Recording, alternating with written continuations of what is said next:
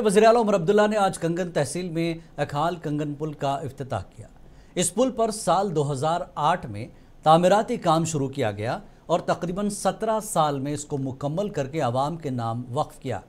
वाज़ेह है, नाला सिंध पर तामीर ये पुल दर्जनों देहात को आपस में जोड़ता है।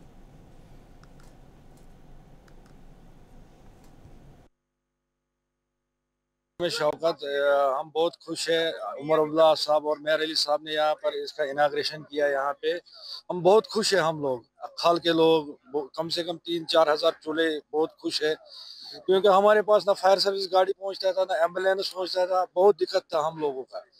हम मीडिया का भी बहुत शुक्रगुजार है, जिन मीडिया वालों ने ये हर टाइम पे हमारे 2008 में इसमें संग बुनियाद डाला था।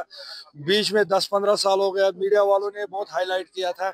मीडिया वालों का भी बहुत शुक्रगुजार है, एडमिनिस्ट्रेशन का भी बहुत शुक्रगुजार है, आरएनबी का भी बहुत शुक्रगुजार है। जब से आरएनबी को काम हुआ